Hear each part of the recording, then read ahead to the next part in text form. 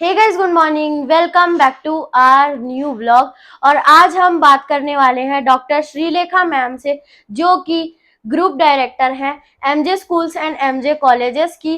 तो मैं बहुत ज़्यादा एक्साइटेड हूँ मैम से आज बात करने के लिए, क्योंकि मैं एक स्टूडेंट हूँ। तो मेरे जो मन में बहुत सारे सवाल उत्पन्न हुए हैं वो मैम से पूछने वाला हूँ, जिसके लिए मैं बहुत ज़्यादा एक्साइटेड हूँ गाइस। और एक स्टूडेंट के मतलब मन में कैसे सवाल उत्पन्न होते हैं वैसे तो आप जान ही सकते हैं। तो बिना किसी देरी के गाइस स्टार्ट करते हैं इंटरव्यू। मैम, आपको एजुकेशन फील्ड में आने का ही आइडिया कैसे आया? बचपन में जब हम लोग स्कूल्स में पढ़ा करते थे ना, जी। तो हम लोग के कुछ टीचर मेरे आइडल हुआ करते थे। और आप लोगों जैसा बचपन हमारा नहीं था कि इतना सारा यूट्यूब, टीवी चैनल्स और इतने सारे इंटरटेनमेंट के साधन। हम सिर्फ इम्प्रेस होते थे ना, हमको ऐसे फ्रीली मूवी देखने जाने दिया जाता था। तो हमारा आइडल कौन हो सकता था? या तो हमारे माँ बाप या हमारे टीचर। तो मेरे जी। कुछ टीचर मुझे बहुत अच्छे लगते थे और जो बहुत अच्छे से मुझे पढ़ाते भी थे, बहुत अच्छे से क्लास में सिखाते भी थे। तो तब से मुझे लगा कि यार टीचर बनेंगे तो कैसा रहेगा, और बस वहीं से मुझे ये पेशन जागा। मैम, एक क्लास में बहुत सारे बच्चे होते हैं, सब बच्चों का आईक्यू लेवल अलग अलग होता है। और कभी कभार ऐसा होता है कि एक जो क्लास है उसमें मैम सब बच्चों पे सेम ध्यान देती है, बहुत ज्यादा अच्छे से पढ़ाती है। पर जो कुछ बच्चों के बहुत ज्यादा अच्छे मार्क्स आते हैं और कुछ जो बच्चे रहते हैं उनके थोड़े से वीक मार्क्स आते हैं। तो मैम, आप इसको कैसे मैनेज करती हैं? सबका आईक्यू लेवल अलग अलग होता है, ये बात तो जी। आप मानते हैं। तो क्या होता है, क्लास में सब बच्चों को अलग अलग तो पढ़ाया नहीं जा सकता, मैडम एक जैसा पढ़ाती जी। है। कायदे से तो ऐसा नहीं होना चाहिए। मैं इस जो एजुकेशन सिस्टम है थोड़े से इसके खिलाफ हूँ।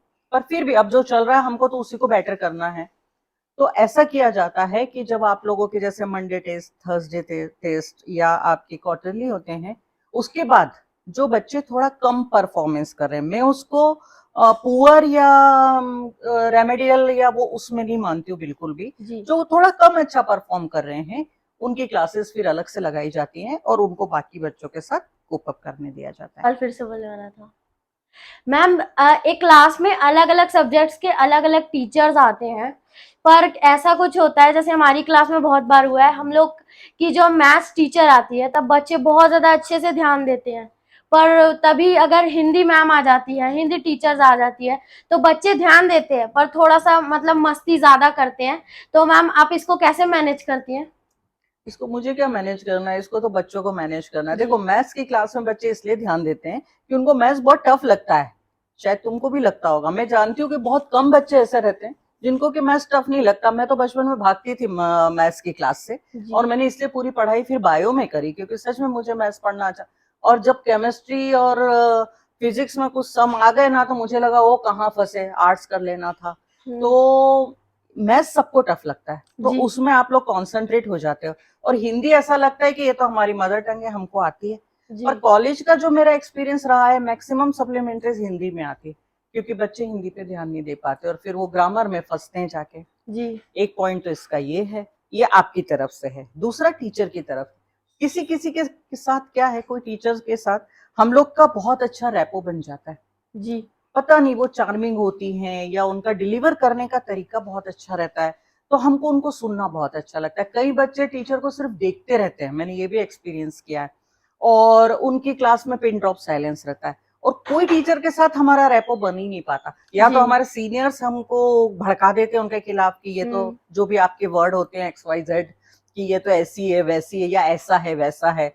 और या खुद कुछ एक दो बच्चों का एक्सपीरियंस अच्छा नहीं रहता और वो पूरी क्लास में फैला देते हैं।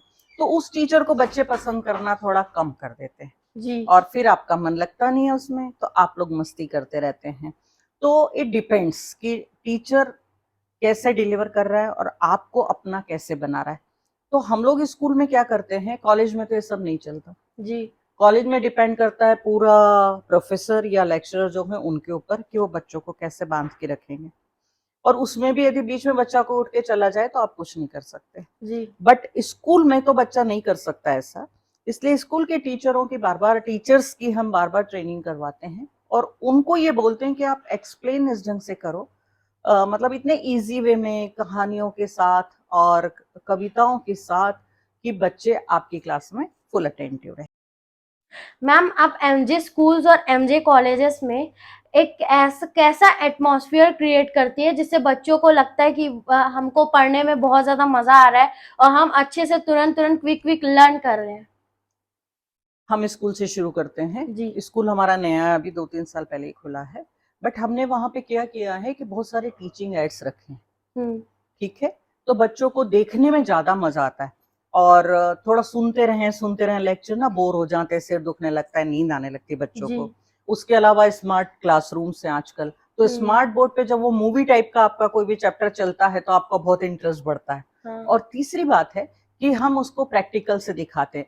असेंबली के टाइम में क्या होता है कि जो साइंस जिनको थोड़ा-सा क्लास 3, 4, 5 में जाके थोड़ा बढ़ने वाला होता है, उनको असेंबली में ही वो प्रैक्टिकल करके दिखाया जाता है। जैसे फॉर जी। एग्जाम्पल कि पानी कैसे बॉईल होता है, वेपर्स कैसे निकल रही हैं, कैसे बनी, या पानी ठंडा होता है तो कैस क्या उसका घनत्व क्या हो जाता है और ये सब। तो ये क्या होता है, एक दिन पहले से प्रिपेयर रहते हैं टीचर्स जी। और उसको असेंबली में ही उनको उसको डेमोन्स्ट्रेट कर देते हैं। उससे क्या होता है कि क्लास में जाने के पहले से बच्चा बहुत एक्साइटेड रहता है कि आज तो मुझे ये पढ़ने मिलेगा जो मैंने देखा, या जर्मिनेशन कैसा होता है, या एनीथिंग, सूरज निकला, सूरज डूबा, यस। दिन हुआ, रात हुई, ये पूरे क्लासरूम में हम प्रैक्टिकल करके दिखाते हैं। जी। तो ये इससे अच्छा, वो तो ठीक है जिनको ये चैप्टर है, पर जिनको नहीं है वो और छोटे, उनका भी इंटरेस्ट जागता है जी। कि ये मुझे कब देखने को मिलेगा। ओके, तो ये तो बात हो गई स्कूल की। अब रही कॉलेज की, तो कॉलेज में जितने हमारे टीचर हैं, जब इनका बच्चों का ओरिएंटेशन होता है, मतलब जिस दिन से कॉलेज शुरू होता है एडमिशन के बाद, उस दिन सारे टीचर्स को इंट्रोड्यूस कराया जाता है बच्चों जी। से, और टीचर्स को ये गाइडेंस दिया जाता है कि आप बच्चों से फ्रेंडली रहिए, क्योंकि कॉलेज के बच्चे बच्चे नहीं रह जाते, वो 12th से जस्ट एडोलेसेंस में आ जाते हैं, बच्चे से थोड़े बड़े की तरफ हो जाते हैं। उनको आप फ्रेंडली एडवाइस जितनी दे सकते हो, फ्रेंड्स बन के जितना बता सकते हो, पढ़ा जी। सकते हो, सिखा सकते हो, उतना सिखाओ। उनके साथ आप स्ट्रिक्ट होके कि मैं टीचर हूँ, मैं प्रोफेसर हूँ, ऐसा घमंड रख के वो बच्चे कभी आपके साथ कंट्रोल नहीं होने वाले हैं। तो बस इससे माहौल अच्छा बना रहता है मेरे ख्याल से।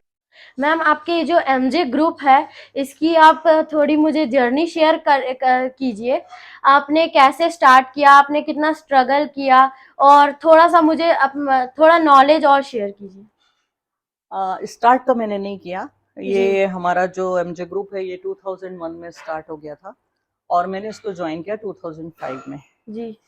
और as a administrative officer join किया था मैंने। पर कुछ 6 महीने में मैंने वहाँ पे इतने सारे चेंजेस लाए, क्योंकि हाँ, मुझे वहाँ पे पावर फर्स्ट डे से मिली थी, फ्रॉम वेरी फर्स्ट डे से 2-4 दिन में उन लोग को समझ में आ गया था कि मेरा वर्किंग स्टाइल क्या है, कि 6 महीने के अंदर मैं वहाँ डायरेक्टर हो गई थी। जी। तो और उस टाइम वहाँ पे 79 बच्चे थे और अब हमारे कॉलेज में 1500 बच्चे हैं। तो ऑफ कोर्स जर्नी तो टफ है, एक एक जी। एडमिशन बहुत इंपॉर्टेंट होता है, और सिर्फ एडमिशन नहीं, वही जो जो सब क्वेश्चन आपने पूछे, रिजल्ट, बच्चों को एटमॉस्फेयर, जी। बच्चों का कल्चरल डेवलपमेंट, बच्चों का लिटरली डेवलपमेंट। जैसे हमारे कॉलेज में कई सारे क्लब है, खुद दीपक सर चलाते हैं, रंगमंच चलता है, हमारे यहाँ फोटोग्राफी क्लब चलता है, हमारे यहाँ बहुत सारी ऐसी एक्टिविटीज होती हैं। तो वो सब शुरू करना, और कोई भी चीज को शुरू करना बहुत आसान है, बट उसको वहां बनाए रखना बहुत डिफिकल्ट है, उस जी। पोजीशन को बनाए रखना बहुत डिफिकल्ट है। तो वहां तक उसको ले गए। पहले हमारे एमजे कॉलेज में खाली बीएससी, पीजीडीसी, डीसी चलता था, फिर धीरे धीरे उसको उसमें बीकॉम, एमएससी और वो सब लेके आए, फिर हम बीएड लेके आए, देन डीएड, एमएड, एजुकेशन के सारे, एंड देन हमारा एमजे कॉलेज ऑफ नर्सिंग आया, और उसके बाद हमारा एमजे कॉलेज ऑफ फार्मेसी आया।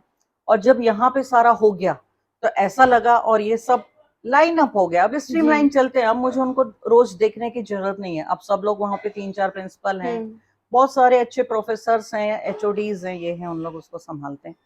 तब ये लगा कि अब छोटे बच्चों के लिए भी कुछ होना चाहिए, एंड उस टाइम पे हमने स्कूल के बारे में सोचा। उसका मुझे एक एडवांटेज बहुत अच्छा मिला कि मेरे हस्बैंड के साथ और मेरे बेटे की वजह से मैं यूएस 2-3 बार गई, अलग अलग जगह पे। मेरे हस्बैंड नैरोबी में रहे, घाना में रहे, मैंने वहां उनको विजिट किया, बट मैंने विजिट मतलब कहीं भी जाके घूम रहे, इंजॉय कर रहे, खाली मजे कर रहे, वो मेरे से कभी होता ही नहीं है। तो मैं वहां जाती थी, और जब मेरे हस्बैंड ऑफिस चले जाते थे तो मैं वहां के स्कूल विजिट करती थी। और ऐसे ही जब मैं मेरे बेटे के साथ थी तो उसकी छोटी सी लड़की डे केयर में जाती थी, पर उसके थ्रू मैं वहां के स्कूल विजिट करती थी यूएस के। सो इतने सारे आइडियाज आ गए थे। और जब हमारे जो कॉलेज की ट्रस्टीज हैं उनके साथ जब मैंने सब डिस्कस किया तो उनको लगा कि नहीं, स्कूल खोलना चाहिए। एंड फिर हमने स्कूल खोला। अनफॉर्चुनेटली वो जब खुला तो कोरोना अपने पूरे रूप में था। फिर भी आज हम लोग 250 एडमिशन लेके चल रहे हैं, 3 ही साल हुए हैं और अभी जी। एडमिशन कंटिन्यूअस है और स्कूल अच्छा चल रहा है। मैम, आप अपनी हमारी यंग जनरेशन को एक क्या मैसेज देना चाहेंगी? सबसे पहले तो खूब खेलो, खूब कूदो, खूब बदमाशियां करो, क्योंकि ये उम्र बार बार नहीं आने वाली है। जी। ठीक है, पर इसके साथ साथ खूब अच्छी पढ़ाई करो। मतलब जो काम करो पूरा ध्यान लगा के करो और फुल उसी में रहो। अभी जैसे इंटरव्यू ले रहे हो, पूरा ध्यान मेरी तरफ रखो। खेलोगे, पूरा ध्यान खेल में रखो। पढ़ोगे, पूरा ध्यान पढ़ाई में रखो। ऐसे सब तरफ बटने से ना हाथ में कुछ नहीं पा पाओगे। तो जो भी काम करो पूरा ध्यान लगा के करो, कॉन्सेंट्रेट होके करो। सफलता आपके साथ है। Thank you. तो गाइज, आज हमने बात की एमजे स्कूल्स और एमजे ग्रुप की group director doctor Shrilekha ma'am से। हमने अपने जो मन में सवाल आए थे उसको पूछा और उनके जो आंसर थे उसको सुन के बहुत ज़्यादा अच्छा लगा। और मेरे को भी एक मैसेज मिला कि हमको जो भी काम करना चाहिए फुल कॉन्सेंट्रेट करके करना चाहिए और साथ ही साथ में पढ़ाई भी करना चाहिए, खेलना भी चाहिए, कूदना भी चाहिए, मस्ती भी करना चाहिए। तो मुझे भी कहीं ना कहीं एक बहुत ज़्यादा अच्छा मॉरल प्रोवाइड हुआ। तो बहुत ज़्यादा हमको गाइज अच्छा लगा मतलब मैम से सवाल पूछ के और उनका बहुत ज़्यादा अच्छा जवाब पाके। तो गाइज, आप भी बताना कमेंट्स में आपको मैम के आंसर्स कैसे लगे। और गाइज, अगर आपको आज का वीडियो पसंद आया हो तो लाइक करना, चैनल पे नए हैं तो सब्सक्राइब करना। ऐसी अच्छी अच्छी वीडियोस के लिए बेल आइकन को भी ऑल पे सेट कर देना। तो मिलते हैं नेक्स्ट वीडियो में। Thank you so much for watching. Bye.